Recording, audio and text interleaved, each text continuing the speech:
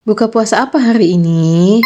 Hai, assalamualaikum. Seperti biasa, buka puasa aku itu mesti harus ada kukusan. Seperti di sini tuh ada pisang tanduk. Emang sih kulitnya udah agak hitam ya, tapi tenang aja, isinya masih bagus kok. Ini pun aku minta pisangnya tuh sama emak. Soalnya aku punya pisang uli, tapi pisangnya tuh belum matang. Jadi kan belum manis kalau belum matang mah. Dan di dalam cup itu tuh ada bumbu kacang bekas makan cilok. Karena mancing sisa, jadi aku simpen di kulkas. Dan sekarang aku mau angetin lagi karena ini tuh aku mau bikin cilok lagi. Sebelum bikin cilok, aku tuh mau bikin bakwan dulu. Soalnya tadi tuh aku udah beli lontong sama beli tahu, tapi belinya tuh nggak banyak-banyak kan, memang kan sisa lontong kemarin tuh masih ada 2 ya. Jadi untuk pelengkapnya itu aku mau tambahin gorengan bakwan. Dan kebetulan juga adonan bakwannya tuh udah selesai aku bikin. Aku mau pisahin dulu, aku mau sisihin dulu, aku mau lanjut bikin cilok. 9 sendok makan tepung tapioka yang udah aku masukin ke dalam wadah warna pink. Lalu aku tambahin lagi 7 sendok tepung terigu. Aku masukin irisan daun seledri, soalnya daun bawangnya aku tuh nggak punya. Jadi yaudahlah yang ada aja. Garam, kaldu ayam, bawang putih bubuk, dan juga lada bubuk yang lupa dimasukin. Setelah itu masukin deh air secara bertahap. Sebelumnya aku bikin cilok itu perbandingan 10:5. Jadi 10 tepung tapioka dan 5 tepung terigu. Tapi menurut aku tuh kayaknya kurang pas gitu pas digigitnya. Emang sih pas dingin tuh dia tetap empuk juga, tapi menurut aku kurang pas. Dan untuk takaran yang sekarang ini tuh 9:7. Ini tuh menurut aku